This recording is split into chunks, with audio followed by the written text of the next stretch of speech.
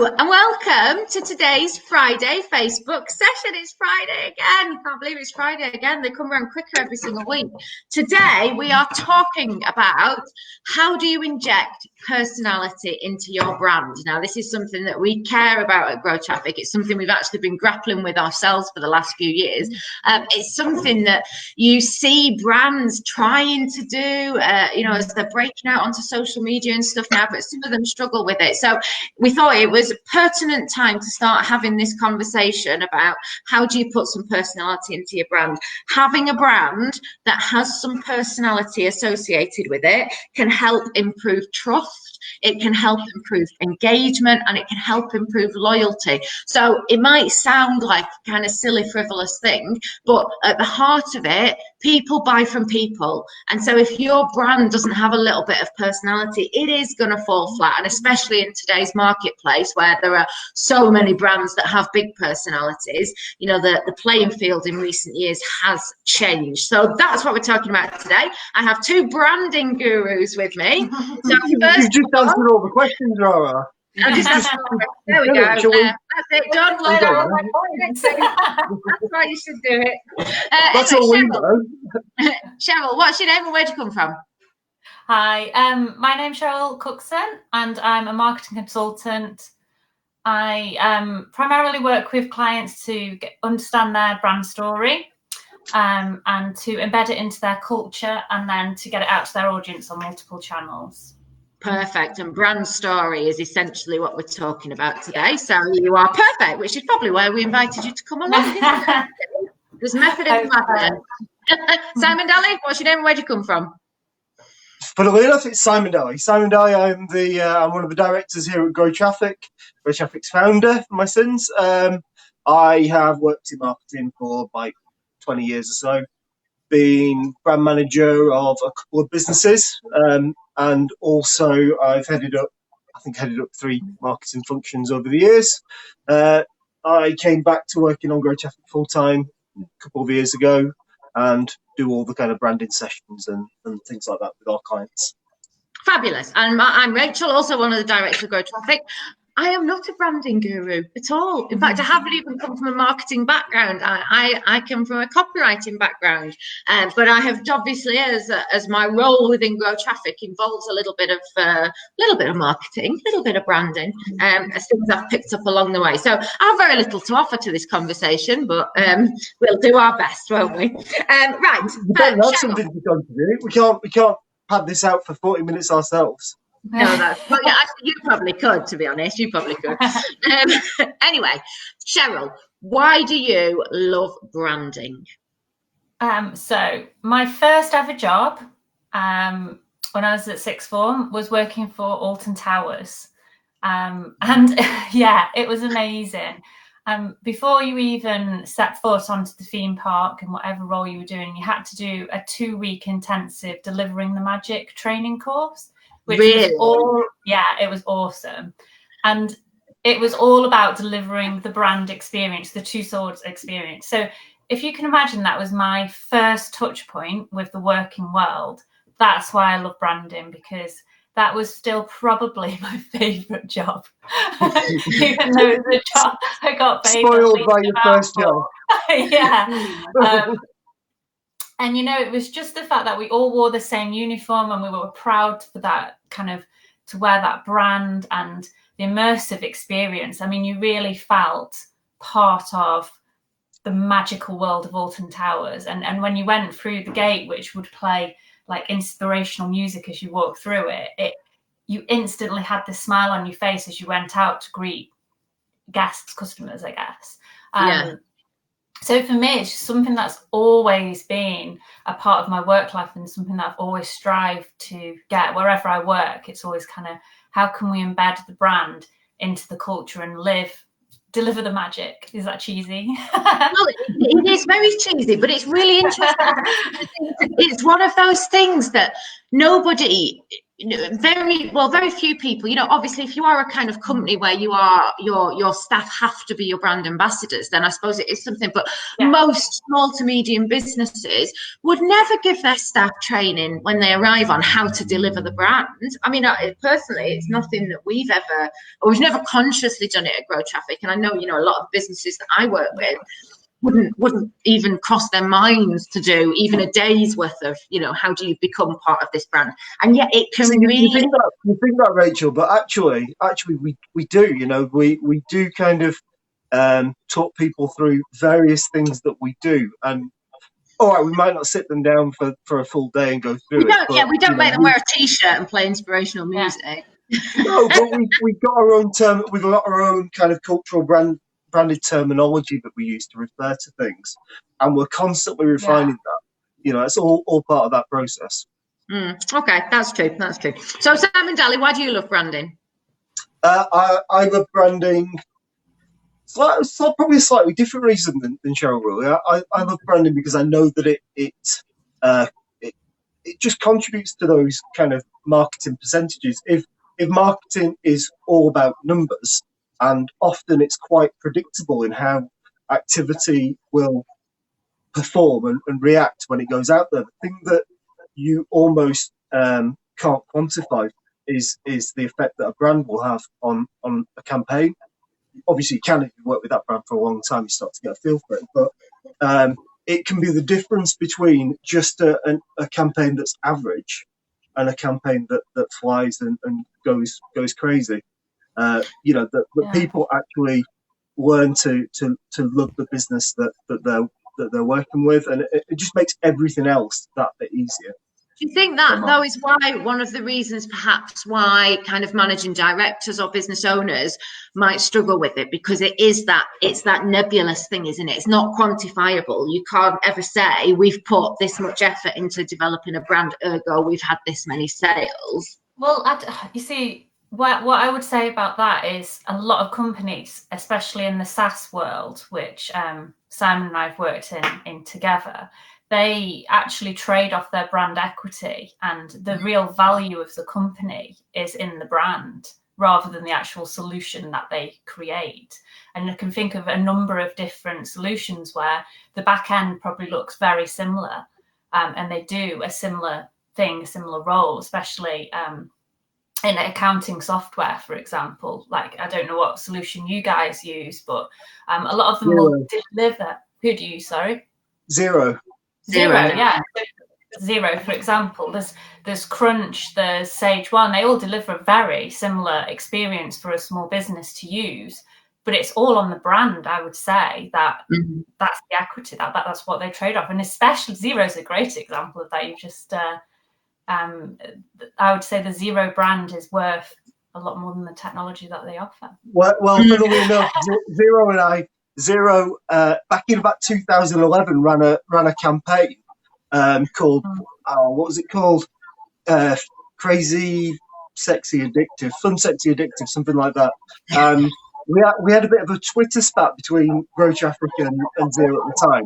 Yeah. So I demonstrated that I could outrank them. So even now, I think Grow Traffic outranks them for their own campaign back in the day.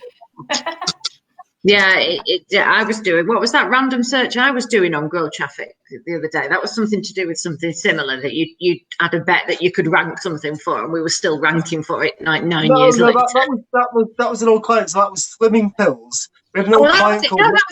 we ranked for slimming Little Black Dress, they were called. And I think it was from a case study. I think it was a case study, but we ranked really highly for slimming pills randomly. Yeah.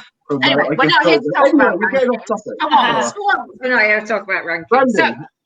So we've kind of worked into the next question already, really. But to you, Sheryl, if somebody asked you kind of why does a brand matter? Why does a company need to invest in the brand as opposed to just going out online or setting up a website, setting up a business and selling their products?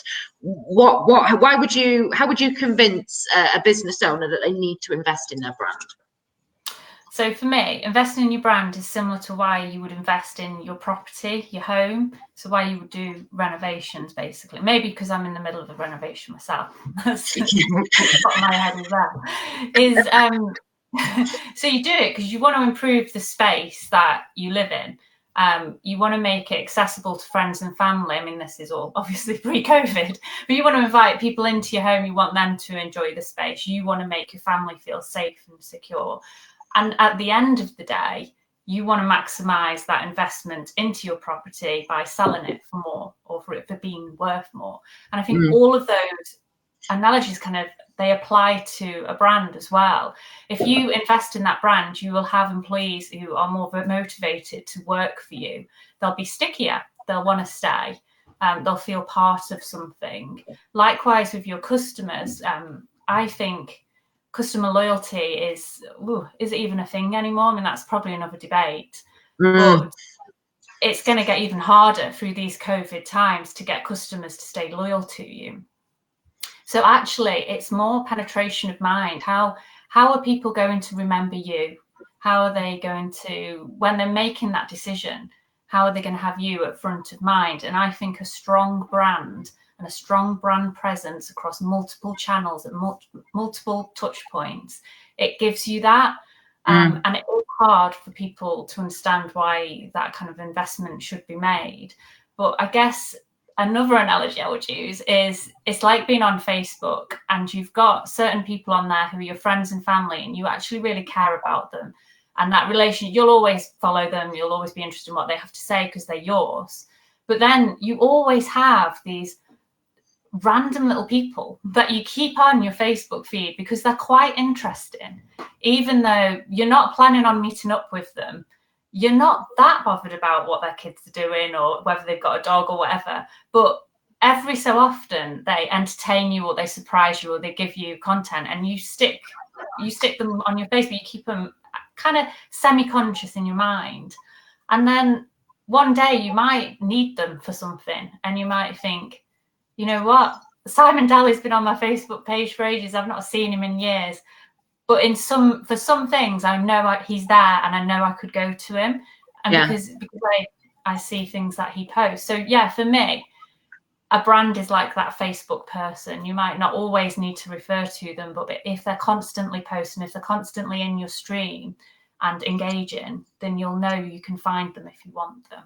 I absolutely. I mean, it is that front of mind marketing, isn't it? And you're right. You know, the space now for brands to operate in it is so much more competitive. There's so many more of them. It seems, buying for your time. And if you've got one that you kind of you know it's there, you see it, you engage with it on a certain level, you like the content, you just are going to remember them more than any of the others. It makes common sense. Is there an element? So, once upon a time in the way that we did business before social media and before the internet was really a thing, you didn't, brands, companies, businesses were not as visible that, if you perhaps didn't live in the same town as a small business, you wouldn't even know that they existed unless they did a big, traditional marketing campaign outside or something. And I suppose now there are just so many more places. Your business has to have a website, be on Twitter and be on LinkedIn and be on Facebook, everywhere. It needs to be everywhere. Does that make a brand even more important, that people need to be able to instantly recognize you across all of these different platforms? Cheryl, I'll ask you first. Yeah, I mean, it's exhausting, isn't it? The modern world is exhausting. And being in marketing, you feel it even more. But yeah, I think if you've got a strong brand presence, it makes being in those spaces a little bit easier because you're not constantly thinking, I need a campaign for this, I need a campaign for Twitter. You're not constantly having to think of campaign activity because if your brand's strong and your brand story strong and you've got good content, then it can be doing a lot of that for you. Kind of easier than kind of always thinking of different campaign activity. And that's where I'm trying to get. My current client has a buying cycle which can take up to 2 years. So yeah, it's really like funnel. And for them to be actively campaigning to that person in that funnel would just be too much. It's just too long. So for them, the absolute right strategy is that brand presence and keeping in a very light contact with those customers through engaging content and having a personality that means they always remember them, because they could go 2 to 3 years without needing their services again, and there's multiple players in that area. So I think, yes, there is many channels for you to be across, but if you invest in your brand and your brand presence, you can make them channels work a bit easier than if you don't. Dalley, what do you think? How would you convince a business owner that investing in their brand is the way forward? So I think the word brand and company sometimes, and brand and business sometimes get confused, and sometimes business owners kind of are a bit scared of the word brand because they think of a brand to be like Coca-Cola and big international kind of well-known consumer brands, and they fail to recognize that every business, every organization has some form of kind of equity within their brand. What you said earlier, Rachel. We talked about this on the last session. If anyone wants to go back and catch our last session about branding, this is where we talked about what is it, because there is that common misconception, isn't there, that a brand is a logo and that's it, it's a picture. And actually what we're talking about here today is more than that. We're talking about a brand as in, an ethos and a culture within a business and a presence, all of those different things, aren't we? So carry on, Dalley. Yeah, no, that. Brand is the kind of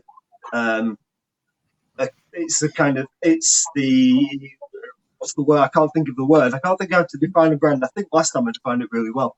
Yeah, you did it great. Let's go back and watch that. It's the sum total of every touch point that a customer has with their business, the perception that they generate from that. It's somewhere up in the ether, and it's all those different it's all the history of your business. It's the logos that all kind of feed into it. All that stuff goes into it. But going back to what you were asking first, what you mentioned that it's quite difficult to quantify. For a small business owner, there's some really easy ways to quantify elements of branding. Quite often it's done by an accountant who will actually just go in and make a figure up about how much your brand is worth based on a number of different factors, and also you could be looking at different metrics, like all the different kind of awareness metrics that you get. Ask surveys about kind of the intent that people have in terms of are you top of mind? Are you what the buying intent is for people when they think of a certain product? Do they think of your brand then? So there's all those things that can be factored in to work out how valuable your brand is and how much impact your brand is having on your kind of marketing conversions. And then you can also say, let's look at industry standard conversion metrics, and then use those as a benchmark, and then factor in where you are. If you have a higher conversion metric, then you will work out a kind of value of your brand. You can put a value to that. Equally, you can work out if your business needs to invest in the brand because you've got poor conversion metrics, but everything else is right. I do want. Sorry. No, go on. Well, I was just going to. You've both in the answers you've given me to that question have looked at it from two sides here, and I do just want to kind of clarify that because I think it's an important point to make. We've got what is a business's brand from the point of view of a customer, and what is a business's brand from the point of view of an employee. And you mentioned, Sheryl, it can make your employees more sticky, so you retain them longer. So, in terms of sometimes you don't necessarily need to sell it to a business owner, maybe as the point of view of, well, it'll increase your sales. Sometimes you can sell it to a business owner and say, if you have a really strong brand and a company culture and an ethos that your staff really buy into, you can keep your staff for longer. You can ensure you've got those sorts of pathways to progression whereby your staff feel comfortable and they're happier, and then they're more productive, and then they progress in their careers. There's those two sides of looking at it, aren't there?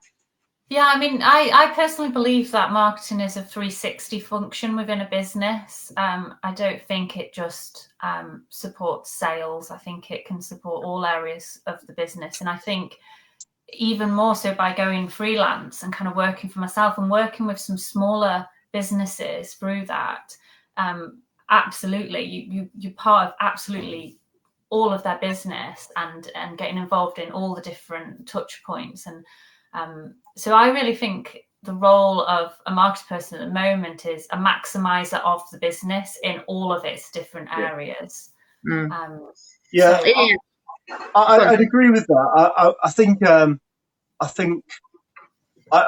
was kind of using that kind of acquisition side of things as the example, but you can easily flip it around as well and say, you can look at metrics like, what's the productivity of my employees and what's our brand contributing towards that, or are we acquiring the best talent and what's the brand contributing towards that, or are we retaining the best talent?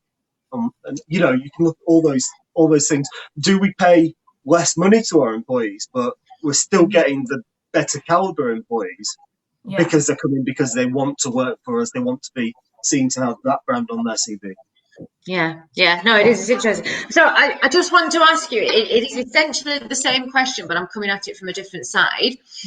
How can having a poor brand or a boring brand, how can that be detrimental to a business? And I mean, particularly here, if we're thinking about kind of small businesses, how might a boring brand hurt them, do you think?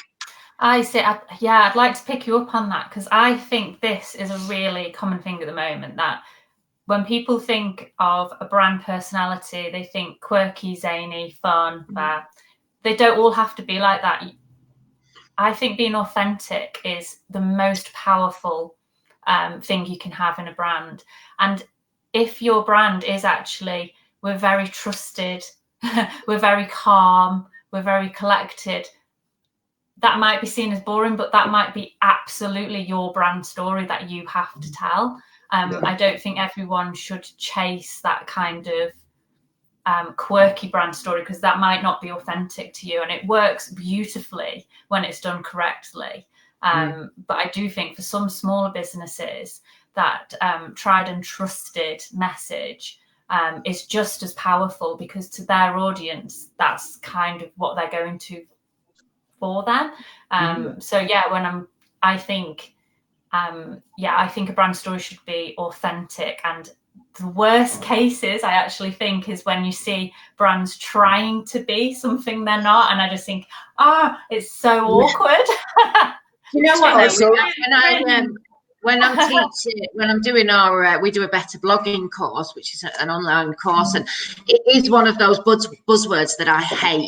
Be authentic. And you just think, I hate it. But I say exactly the same thing. If you are blogging, if you're creating content, and your tone of voice, which is the point of view I'm coming at it from, if your tone of voice is not authentic and doesn't reflect either your business or you as a person, then somebody's going to meet. First of all, it sounds false and it sounds fake, and you're absolutely right. You just cringe at it, don't you?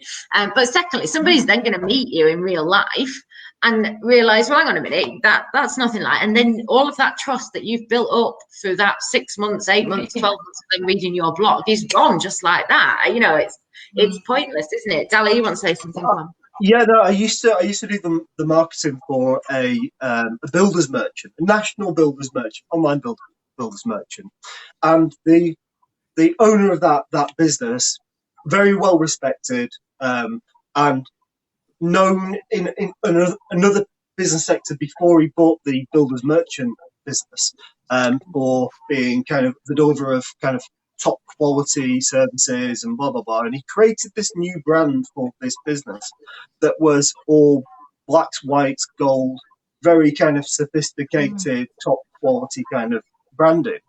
And yet his customers were tradespeople, and they were, kind of Jack the lads wanted to laugh, very much kind of really, they weren't bothered about the quality. It wasn't important to them. And there was a disconnect between his understanding of what the business was, what the customers' understanding of what the business was, and what the employees thought it was as well. So there was a huge disconnect, and it was something that I think has now been it's looking much better. It's much more as you'd expect that type of business to look. And it's a really easy problem. It's a really easy thing to fall into, that, you know, especially if you set up a business, and you kind of have your own interpretation of what it should be. It does need to be authentic, but that doesn't mean to say that it should always be driven just by what's happening internally. It needs to be a combination of all those things. It needs to be what, you know, I when I'm doing kind of branding sessions, I ask 4 questions. At one part I ask, what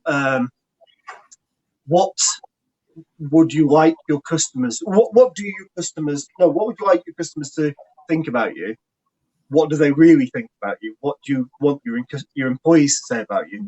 What do they really say about you? And really try and tease those out, and that tends to give you a really good indication of what's actually going on within a business. And that's the question I like to ask, the first question is always, what are you called? Because quite often I think with branding, that consistency is really important as well. So being authentic, being consistent, because quite often that question is really powerful, because you'll find that some people are called, their customers call them something, they call themselves something internally, and then they are probably that registered under a different name. Their URL might be different to their email, and things like that. So I think that's another important thing, to kind of have a consistency across the branding. I just agree with you as well. Sorry, Dad. I do agree with you on looking externally as well, and that's why I'm also a massive fan of personas. As you know, me and Dalley worked on persona work before, and I just think that is just such a good way of making sure that, I guess, your brand matches your customers' expectations. As well. And this is precisely why, though, I think that branding is such a hard and a complex thing, because you initially think, oh, let's just pick some colours and get a logo and it's fine. But actually what you've got to do is find something that is authentic to your staff, and that has evolved naturally, which I know is something you want to come on to talk about, Dalley. But also you've got to find that what you think you are then has to match what your customers think you are. And there also has to be, I presume, a little bit of an element of, well, what is everybody else doing? Because you don't want to either just be the same as them for the sake of it, or just be the opposite to them for the sake of it. So I presume there's a lot of elements that come into how you would kind of pull this brand together, aren't there? So I always print out all of the websites of all of the competitors that I can find. Yeah, I do that too. I stick them down and I kind of group them. In fact, you know, I came through this session, but I've already done it. I already know what the answer is before I really start these things. But anyway, I group that's like a trade secret, isn't it? I group these things together, I put them all together. I say, right, look at your competitors. These guys are doing this. These guys are doing this. Everybody.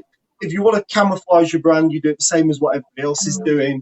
These guys are way out there, so they're outliers, and, you know, find things that way. Go on, Cheryl.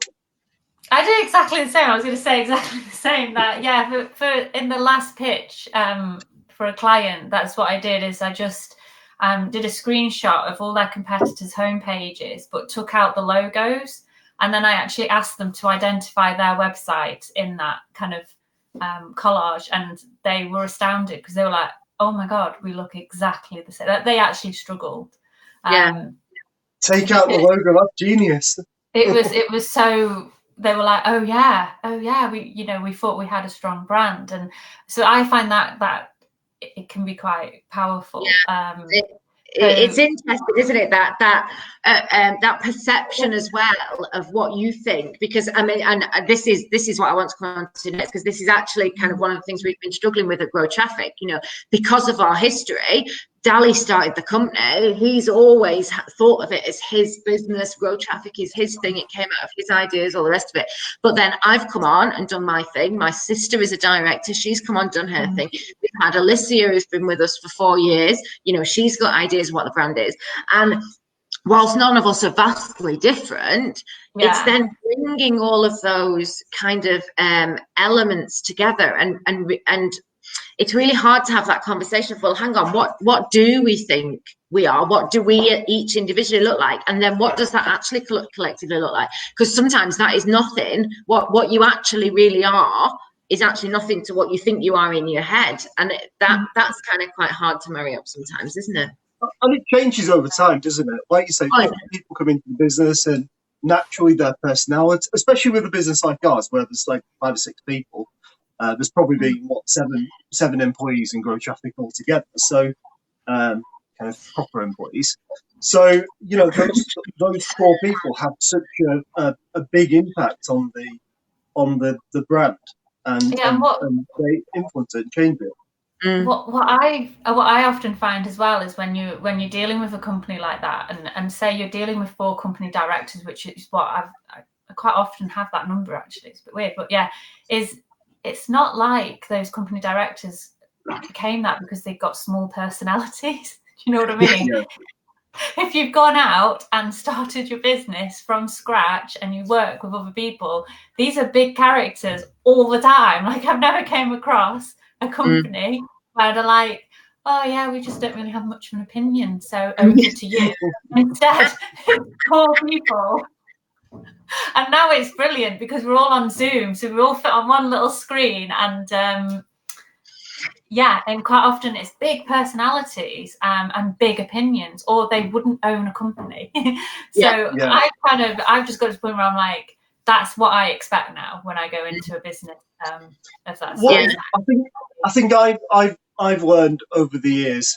So it's funny kind of having, because I remember when Rachel started working on Grow Traffic, and the first time she wanted to make some amends to the branding of Grow Traffic, I had that first experience of what it must have been like for me as a marketing manager, telling a business owner that I was working for, essentially, what to do with their logo, their branding, how I want to change it. And I had that same reaction, and I suppose I had to learn to kind of let it go a little bit and let Rachel kind of get on with it. But it's still, over the years, you come back to it constantly thinking, actually, I want to do this to it, and do you know what? I feel like it's mine. I feel like I'm able to do that. And I look at the business owners that I've worked with over the years who've done exactly the same thing, and I always think perseverance is a really important part of the branding cycle, because it's so easy for a business owner or those people within a business who are seeing their brand day in and day out, especially now when we're talking kind of social media and internet, where you're kind of creating a lot of content and putting a lot of things out there. So it's very easy to see all the inconsistencies. But it's also very easy to see all the consistencies within a brand and start to get bored of it. Whereas most customers see it once, like you said, you might have a customer that sees it every few months, every couple of years, and takes any notice of it. Yes, it's one of the things I always say when I'm doing kind of social media training as well with people, and I say, you need to be putting out a certain level of content every day, and don't think the only person who is going to see every single post that you put out is you. Nobody else is going to see that. So you've got to look at it as a kind of holistic approach, not on that individual basis. Time is marching on. We've got a lot I want to come on to, but Ollie, has put a question. So Ollie has Woodland Learning, which is him. He's a sole trader. He does outdoor learning with kids, groups of children. They go into woods. They learn how to make fires and defend each other with pointed sticks and things. But Ollie's asked, if you are a sole trader, and if there is only you in the business, you don't have that kind of team around you, how can you possibly understand how the business looks to other people and what your brand looks like to other people? Is there any way? What would you need to do? Would you need to work with a branding consultant, or can you just kind of go and ask people? What do you think? I think it's a really good question, because I'm sole trader too, and I'm the worst person for marketing myself. This is the first time I've put myself out here like this, whereas normally I'd be saying to my clients, you need to do podcasts, you need to do this, you need to do that, and I list it all. But for me personally, as a sole trader, I'm like, oh, I'll just I find it awkward. So the advice I would give for a sole trader is to definitely ask your customers, because they're the ones that kind of interact with you. So I would ask your customers for feedback, and it's a tricky one. It is tricky, and sometimes you just need. Yeah, you need someone like Dalley to go, come and join me on this podcast, Cheryl. Like, yeah. Since I think I I think Dalley would be a better person to answer this question. So I would say I'd start off with kind of perception analysis. You'd start off by you could carry out little surveys. You could do a focus group. Get a few of your customers in and ask them some questions in person. But I generally would start off with a little survey monkey survey online. And a combination of. Sorry, Rachel. I'd ask you a combination of because I'm answering the question. So let me answer the question. Go on. I know time is marching on, but I will answer it. I just ask a load of open questions, and try and get as much feedback and just read between the lines of what everyone said. And the key thing is like being honest with yourself, because business owners can quite often read these things and kind of say, actually, I'm just going to ignore that comment because it doesn't fit with my view of the way that I think our customers think about us. They're wrong. I think about it this way and they're wrong. So be honest with yourself. Include everything. Now go on. Yeah, well, I was going to say that one of the best features actually. So SurveyMonkey is good if you want to kind of do those customer survey things, but you can also just put some, Facebook polls. They're great because they help your engagement on Facebook, but also you can use them as a really quick way of gauging the impression of people and just run a few over a few days and break it down. Who's frozen? Is that me? Yeah, you're frozen. Yeah. So, what do you think of my brand? What do you think of my offering? What do you think of my pricing? And kind of just get some different little surveys. Ollie has made a good point. The parents are his customers, whereas the kids are the ones that are with him day in, day out. But the parents are still the ones that are engaging with your brand, with your logo, with everything that you put out, with your social media. So, yeah, whilst the kids are the ones that are there day in, day out, it is the parents that see your brand. So it's worthwhile just doing a couple of little quick Facebook polls, I would say, and get their opinion that way. But as Dalley said, that the hardest thing is, and this is one of the things that kind of we've done with Grow Traffic ourselves, had we not had Dalley, we would not have done half the brand work that we've done. It's really easy when you are in your business, when you have a business, that you just keep pushing on. You've just got to keep making sales. You've got to keep making the clients happy. You don't spend the time looking inwards and saying, well, actually, it's working on your business, not in your business, isn't it? So it is worthwhile exercise, I think, sometimes just to stop and try and not be reactive when somebody says, well, your logo's crap. No, well, you don't know what you're talking about. I was trying to do this and you just don't understand it. Go, well, actually, if somebody said that, maybe a few other people might be thinking it. So let's have a look at it. I'm not saying your logo is crap, by the way, Ollie, but and also, Ollie, just to add that I'm your absolute target market. So I've got 2 young boys who I regularly look for things that I can chuck them out outside, active, that kind of stuff. So I'd definitely be a consumer of your brand. And 100% I would be your audience, even though my child would be the one who would take part in the activity. But I would always ask him how he liked it. Did he have a fun time and that kind of stuff? So always consider the parents as your audience, even though they're not the people taking part in it. I think that's a key thing for you to think. We are but I must just quickly say, so not trying to turn it into the Ollie show, but Leon has done a couple of Ollie's courses and they've always been amazing. They literally spend the week outdoors, getting dirty, doing what children should do. So quick plug for you there, Ollie. That's it. And referral will be massive for you, Ollie, in terms of what's just happened. Parents referring you to other parents. Huge. Yeah. Right. My next question then, we have sort of answered this really, but we've been talking about how it's important that a brand embodies the kind of personalities that are in the business. Do you think it's important that a brand equally represents all the personalities within a business, or do you think it should be embodied in the managing director? Obviously, if it's a sole trader business, then it's obviously going to be the person, the one and only person that's in the business. But if it's a business with more than one employee, how would you square that? Where would you advise people to kind of look for that? Dalley first. You go first. So I would say it needs to be a combination of all those things. So it's a case of when you think about employee branding, then you are going out to your employees, you're working out what the brand means to them and how they interact with the brand and the customers and how it all plays together. But it's kind of an average across the board, and you pick out little bits that come up and seem strong, and then you take it back and you start reinforcing those things.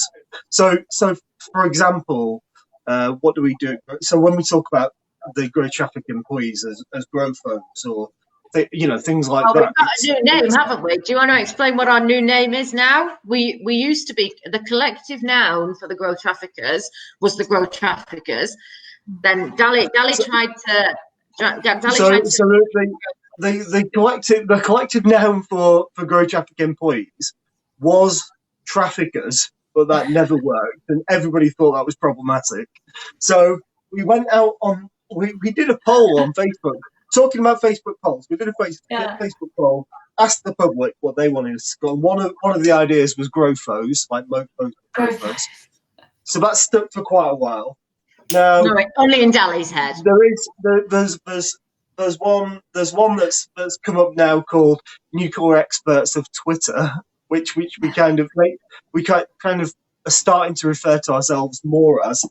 We've not quite got there with that one. No, we have. We are now the NEOPs, which are the Nuclear Experts of Twitter. Which came about, when the Beirut blasts kind of went off. and there was that Beirut blast, and you went on Twitter, and everybody was saying it's definitely a nuclear bomb. This is what it's a surface blast of a nuclear bomb, and they were like, everybody was an expert in nuclear war at that point. So we kind of came up with that. But yeah, it changes over time, doesn't it? It's kind of not really a front facing thing. And of course, now we have the digitops now, which is what mine and Leon and Naya and Aubrey, or Orbital as I call her, they are now known as the digitops. So they are the children of the Grow Traffickers. Yeah. So, yeah. But you're right. We're just layering it up, see what sticks and what doesn't, and that's kind of the process that a brand should be going through. It should be picking bits out that organically grow, testing them, trying to use them, see if it sticks. If it doesn't, fair enough, move on to the next thing. But at the same time, in order to give those things a chance to grow and a chance to be valuable for a business, the business also needs to reinforce them. It's not something that you can just, say, actually, 2 people in this 1,000-strong business do this, so everyone needs to do it. It's something, and that's the same with any kind of process as well. It's if something seemed to benefit a business, in one division or a section, then you pick up on it and you build that process in for everyone else. So it's the same thing. Yeah. Sheryl, so if what Dalley said there about, if 2 people are doing it, but not everybody else is doing it, how would you start to tease that out of a business? How would you start to get it so that it isn't just 2 people have decided and everyone else has to follow? How do you bring everybody in and along with you on that process, do you think? This is what I think. This is why I really enjoy my job, and this is the bit that I find the hardest to explain, because for me it is just the way my brain works. So when I go into a company and I speak to everyone, I I normally do some persona work with them. I normally do like a very simple workshop with them. I normally get them to tell me the name of the company, give me and all of the information that they give me, it just somehow processes in my brain that's the story they need to tell. And that is really hard for me to articulate how it happens, because like some people can go in and look at a spreadsheet and spot a sequence in the numbers. I couldn't do that in a million years. I'd still be looking at the numbers going, yeah, no, I agree with you. But for me, just getting people to talk about their business and talk about their lives and go through what their customers experience. And I also kind of like really try and throw myself into a client's world. So at the moment, I'm working with a client who deliver training to bankers. So I've sat on some courses, and even though I don't know 99% of the content, what they're talking about, it still gives me a flavour. And I think that's where a brand consultant can really help, because they're not part of the company. They're not a member of the director. So you really can hover above and kind of collect the info and somehow make sense of it into your mind and create a story. I suppose the important bit there as well is that you are impartial, aren't you? As we've already said, you know, a brand, because a brand is such a personal thing to a business. Yeah, people get really precious about it, and there's so much emotion tied up within a brand if somebody's started it from scratch. So just having somebody impartial come in and say, well, you know, actually this bit's coming across as a little bit crass, or this bit's a bit cheesy, or you know, it can be a really important thing to have, can't it? Okay. Yeah. We are kind of running out of time, as we always do. I would like, please, I have two questions which are kind of rolled into one, really. So it's where would you tell a company, basically, if they wanted to start making their brand more personal and injecting a little bit of personality into it? Where would you tell them to start, and what kind of things do they need to be doing? So Cheryl, I'm going to come to you first again. I would start thinking about your origin story. So like any superhero film franchise, you always start off with an origin film, how it all began, what were the reasons you got into it, what problem did you identify, and how did you solve it with your solution. It all sounds really basic, but go back to the beginning. I found out from doing that some of the clients I've had beautiful brand stories as to why they've named themselves what they've called themselves, and they've never ever thought to make that public. Whereas I thought, that gives me the feels, and that's what you want to give your clients. And that's exactly it, isn't it? People love stories. Stories connect with us on such a human, basic level, and people fail to tell them. You're absolutely right. You know, how did you come up with your name? Why did you choose these? Why did you start it in the first place? So many people they'll tell somebody else, perhaps at a networking meeting, but you think, well, let's write a blog about it. At least, put it out there, make it, weave it into your business. And I've never ever came across a business owner who's bored me when they've told me their origin story. Never. Yeah. That everything's like, I just think it's all really interesting how you got there, and especially if there's any adversary that you got through, or that kind of stuff is great. And so I look at your origin story, and I'd look at your personas. And when I say personas, I mean your customers, who they are, what they relate to, how they engage with you. And I think that's and then off the back of that, start tying that into your content strategy. And that's for me the 3 first steps. Yeah, and I think it's one of the most important things there for me is that level of honesty. So you are going to have to kind of take your rose-tinted spectacles off and look at it in a really honest way, and have those conversations with your employees and with your customers. Customers only, obviously, if you're a sole trader. But I think it's back to that, it's a really important step that you just don't do when you run away doing a business. You work in it, not on it, don't you? And having that time to sit back and go, all right, really honestly, what do you think grow traffic means? And then asking your customers, what does it mean? It's a really important step. How would they translate that then, do you think, into actually improving the brand? So they've worked out, they've got their origin story, they've worked out what everybody thinks of them. What would they do with that information, kind of practically speaking?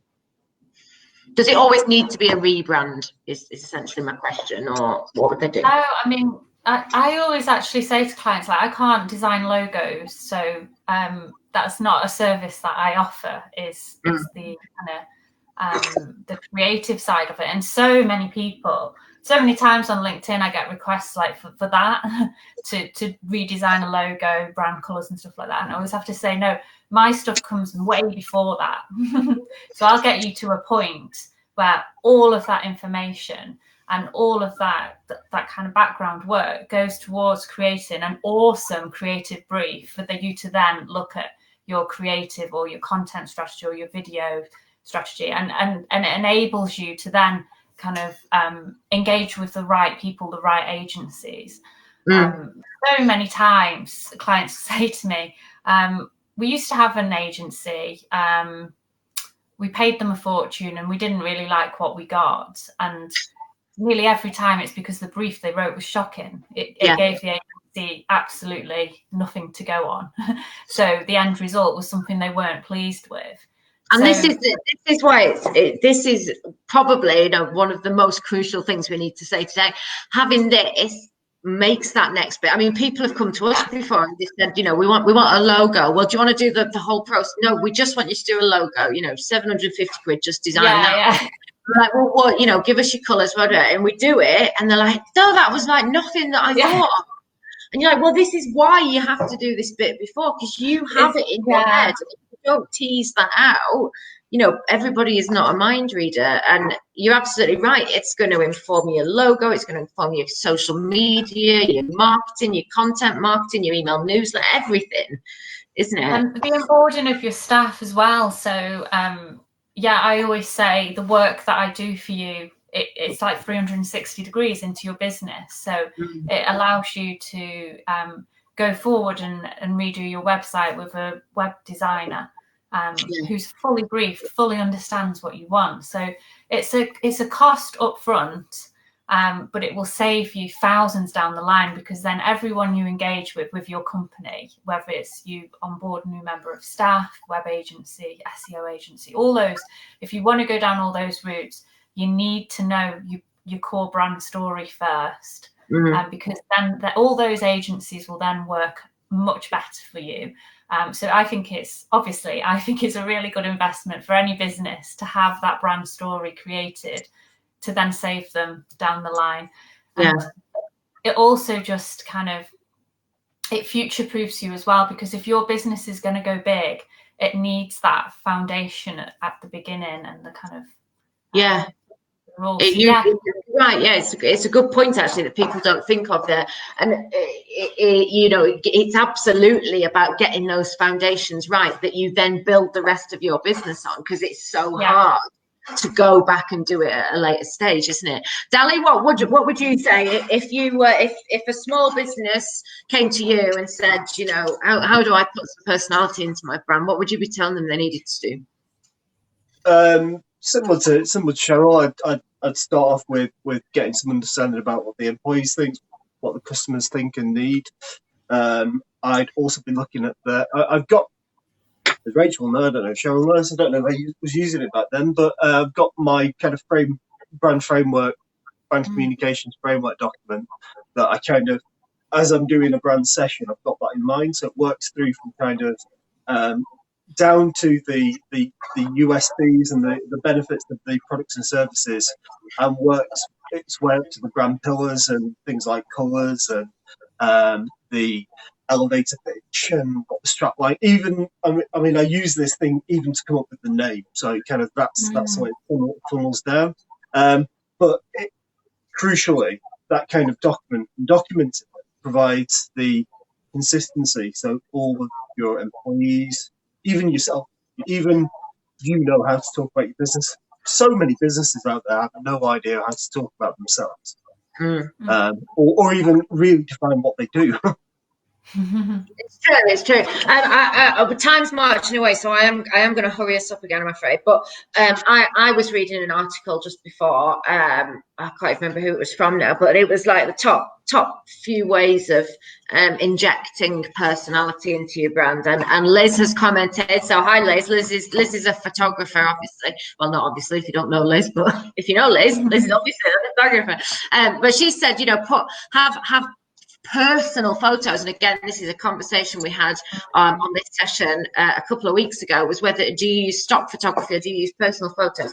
If you can use proper good personal photos and personal writing and everything in your business that shows, who are these people, show their faces, tell their stories, do they like cats or dogs or chocolate or crisps, what are their passions, that all of that helps create some personality around your business and around the impression that you're putting out.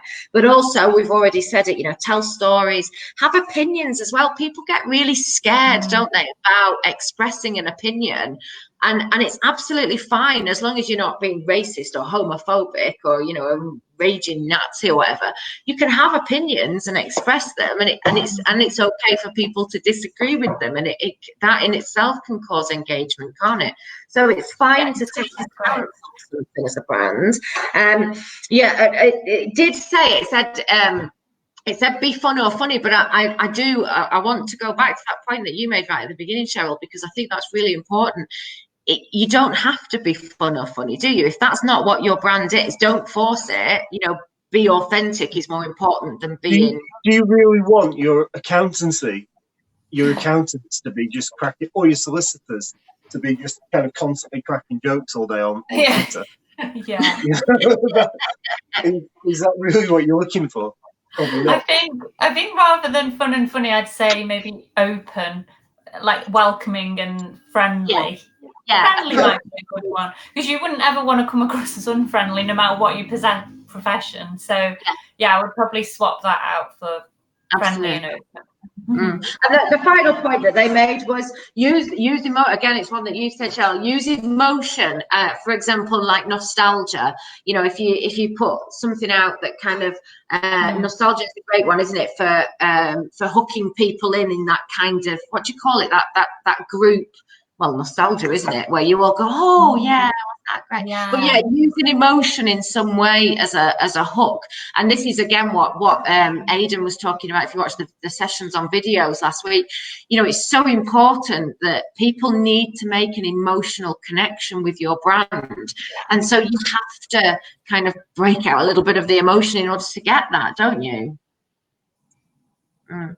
Okay, we are, I'm afraid, we're coming up to time. So I have two final questions that I ask everybody. My penultimate question: if a small to medium business owner came to you, or any business owner came to you today and said, look, where do I need to start with this, Sheryl? Where would you tell them to go? Not to Coventry. You know what, if you really want to kind of do this on your own without a brand consultant, which would be obviously my option number one, because that's what I do.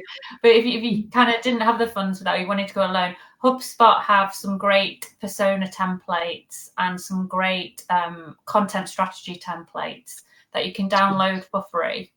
And they also have a version of their CRM system that you can use for free. So you could start there and work your way through the templates. Yes, brilliant. I was thinking that actually. HubSpot's free content that they provide to you is second to none. And as you say, all those kind of buyer persona and stuff, just get it and start with. And it only needs to take you, you can do it, especially if you're a sole trader, you could do this in an afternoon, couldn't you? Just sit down, and it doesn't need to be a humongous business plan. Just get some bullet points down. That's a start. Go on. What do you say, Sheryl? So there's also Google Digital Garage, which is what I did during lockdown. I didn't have much work. So, work your way through that as well, because that's got some nice video. I mean, there's a lot of it's on digital marketing, which you may not need, but there's some nice brand pieces that you can use as well.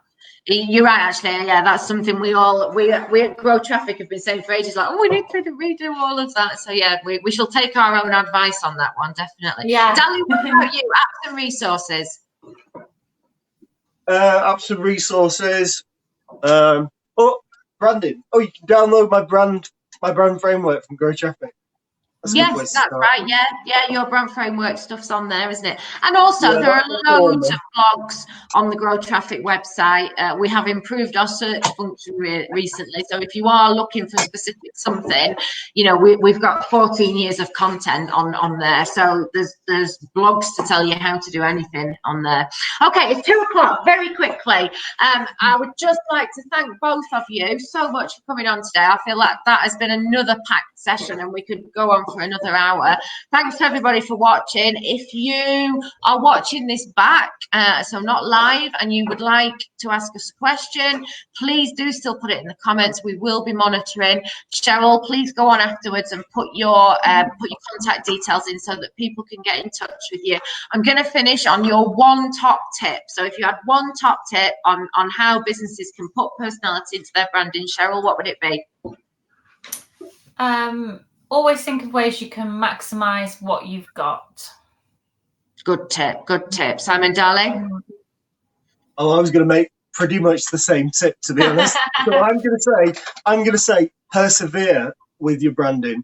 Don't just put things in for the sake of it, and always ask yourself, if you're feeling like you want to do some kind of work on the brand, are you doing it because you're bored of seeing it, or because it genuinely doesn't, it's not a good fit for your business or for your employees or for business?